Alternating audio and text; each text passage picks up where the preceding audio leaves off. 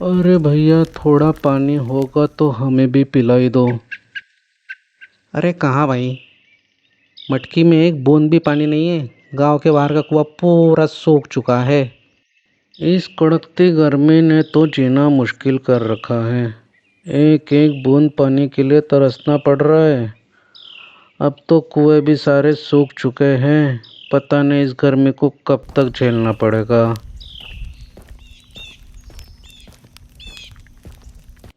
अरे ओ रामू, इस कड़कती गर्मी में कहाँ घूम रहे हो? धूप लग गई तो बीमार पड़ जाओगे। इस कड़कती धूप में किसको घूमना है भाई। मैं तो खेत की तरफ गया था। सोचा कुछ बीज बो लूं, हल चला लूं। पर जाके देखा तो खेत पूरी तरीके से सूख चुका है और ना ही कुएं में पानी। इस सूखे की वजह से खेती नहीं करेंगे तो खाएंगे क्या? अब तो घर में जितना अनाज रखा है वो भी लगभग ख़त्म हो गया है। खाएंगे क्या, पिएंगे क्या, कुछ भी समझ में नहीं आ रहा है। हाँ भाई रामू, तुम सही कह रहे हो। गांव में गर्मी के वजह से हर घर परेशान है। चलो देखते हैं आगे क्या क्या होगा। हर मौसम में अपनी अपनी परेशानियां होती हैं। कभी गर्मी में सूखे की मार तो कभी ठंडी का कहर। लेकिन फ़िलहाल लोग गर्मी से परेशान हो रहे हैं और उसमें भी खेत खलियान, नदी नाले और कुओं के सूखने की वजह से लोगों को काफ़ी मुश्किल होती है। लेकिन गांव में एक ऐसा भी व्यक्ति है जो अपने साथ साथ दूसरों का भी ख्याल रखता है। हमेशा दूसरों की मदद करने के लिए तैयार रहता है। ये रख लो भाई, और किसी चीज़ की ज़रूरत पड़े तो मुझे ज़रूर बताना। मेरे बस में जो भी होगा मैं ज़रूर करूँगा। मोहन की इसी आदत की वजह से मोहन की पत्नी कुमुदनी थोड़ी परेशान रहती थी। चालू हो गया इनका दान पुण्य। ज़रा सुनिए, मुझे पता है कि मदद करना अच्छी बात होती है, लेकिन किसी को मदद करने से पहले परिवार के बारे में सोचना भी तो ज़रूरी होता है ना। गांव में हर तरफ सूखा पड़ा है। ऐसे में हम अपना सब कुछ लोगों को देते रहेंगे तो हमारा क्या होगा? आप इस बारे में क्यों नहीं सोचते हो? अरे तुम बहुत चिंता करते हो कुमुदनी, इतनी चिंता मत करो, क्योंकि भगवान के आशीर्वाद से हमारे पास सब कुछ है। इस गर्मी की मार की वजह से लोग काफ़ी परेशान हैं। हम लोग उनकी मदद नहीं करेंगे तो कौन करेगा? वैसे भी हमारे खेत में अच्छी फसल हो रही है, क्योंकि हमारे खेत में जो कुआं है वो भरपूर मात्रा में पानी से भरा है। तो ऐसे में हम अपने गांव के लोगों की मदद नहीं करेंगे तो कौन करेगा? तुम चिंता मत करो कुमुदनी, मैं अपने परिवार का ख्याल अच्छे से रखूँगा। हाँ, बात तो आपकी सही है। आपके होते हुए मुझे चिंता करने की ज़रूरत नहीं है। ऐसे ही कुछ दिन बीत गए। अब तो मोहन के खेत भी धीरे धीरे सूख रहे थे और कुएं का पानी भी लगभग खत्म हो चुका था। मोहन के गोडाउन का अनाज भी लगभग खाली हो चुका था। मोहन भैया, क्या मुझे थोड़ा अनाज मिलेगा? मगर मेरे पास आपको देने के लिए फ़िलहाल पैसे नहीं हैं। मेरी मदद कीजिए, आपको मैं पैसे बाद में दे दूँगा। भाई, तुम पैसे की चिंता मत करो। पैसे जब आएंगे तब तुम दे देना। तुम अब अनाज लेके जाओ। आप बहुत दयालु हो मोहन भैया। अगर आप नहीं होते तो हम लोग भी सूखे की तरह सूख जाते। धन्यवाद भाई।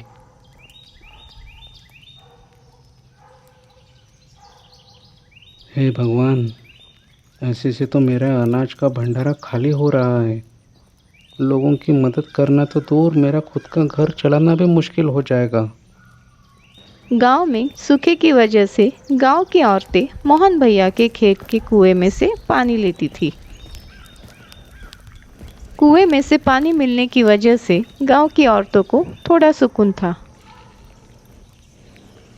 पेड़ की छांव में कुछ आदमी वहां बातें कर रहे थे। बहनों, क्या आप सबको पानी मिल गया? हाँ भैया, मिल गया। भला हो मोहन भैया का। उनके खेत के कुएं में से पानी तो मिल जाता है, मगर अब तो मोहन भैया के खेत का कुआं भी सूख रहा है। अब कितने दिन तक कुएं में पानी रहेगा पता नहीं।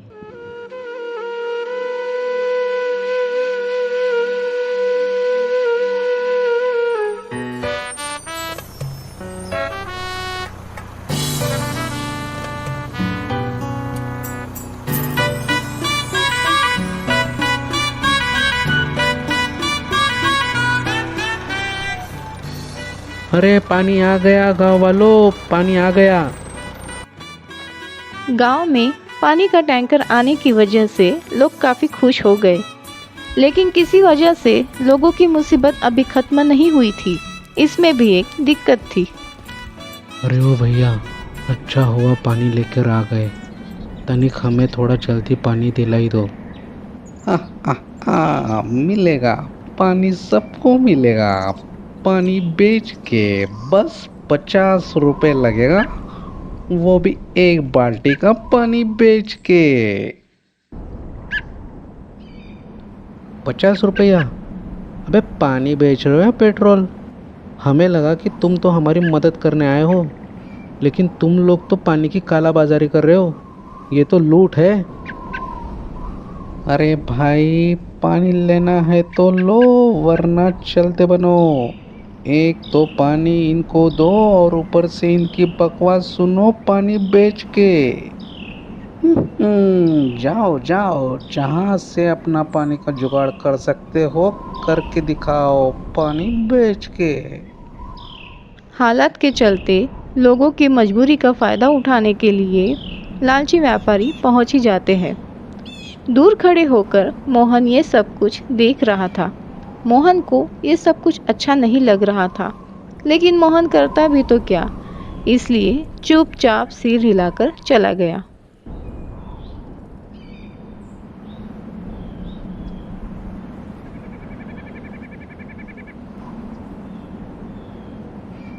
हैं?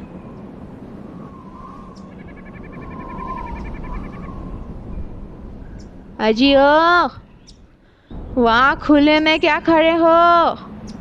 ऊपर चिल कौवे घूम रहे हैं, तुमको उठाकर लेके जाएंगे। अंदर आ जाओ। लेके जाने दो। कुएं में गया था जान देने के लिए, वहाँ भी पानी नहीं है। उससे अच्छा चिल कौवे लेके जाए, किसी का तो पेट भरे। तभी उस घर के सामने से एक साधु महात्मा गुजरते हैं।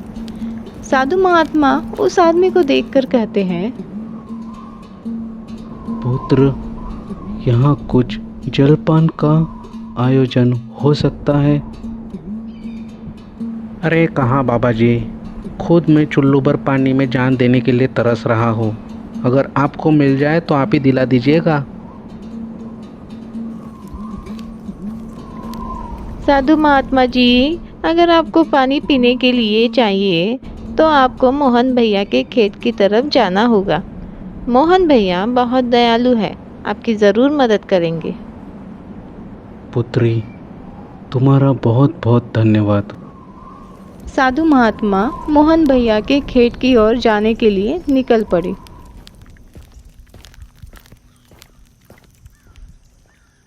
खेत में पहुंचकर साधु महात्मा ने देखा कि मोहन एक खटिया पर परेशान सा बैठा है। हे पुत्र, यहाँ कुछ जलपान का प्रबंध हो सकता है? काफ़ी दिनों से मैं भटक रहा हूँ, कुछ अपनी भूख शांत करना चाहता हूँ। हाँ हाँ साधु महाराज, क्यों नहीं, आप यहाँ बैठिए, मैं आपके लिए अभी भोजन की व्यवस्था करता हूँ। मोहन अपना खाना साधु महात्मा को दे देता है। लीजिए साधु महाराज। साधु महात्मा खाना खाते हैं। खाना खाने के बाद साधु महात्मा मोहन की तरफ देखकर बोलते हैं, वाह, क्या स्वादपूर्ण खाना था। एक भूखे को खाना खिलाकर तुमने पुण्य का काम किया है पुत्र। मांगो, तुम्हारे मन में जो है वो मांगो। धन्यवाद साधु महाराज, मैंने अपना फ़र्ज़ पूरा किया है, मुझे आपसे कुछ नहीं चाहिए।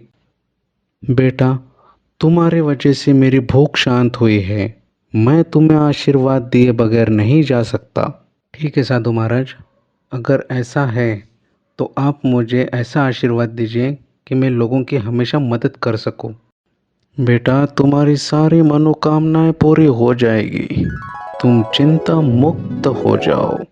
ऐसा कहकर साधु महात्मा वहाँ से चले जाते हैं। सूखे की वजह से लोगों की मुश्किलें बढ़ रही थी।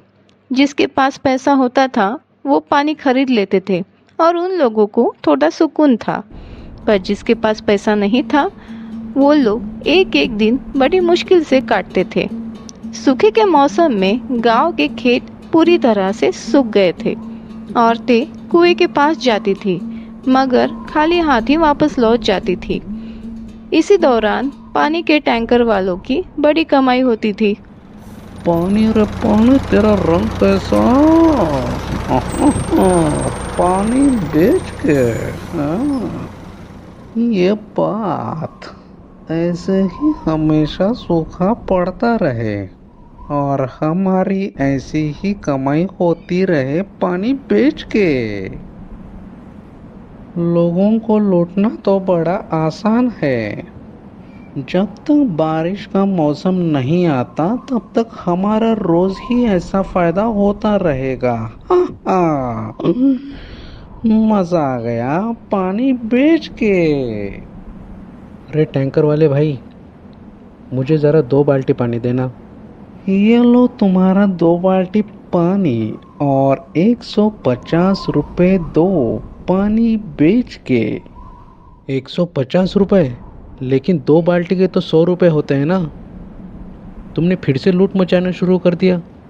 चाहिए है तो लो, वरना जाओ यहाँ से पानी बेच के। और भी बहुत सारे काम है भाई, आगे बढ़ो पानी बेच के। इसी तरह से टैंकर वाला अपनी मनमानी करके लोगों को लूटता था।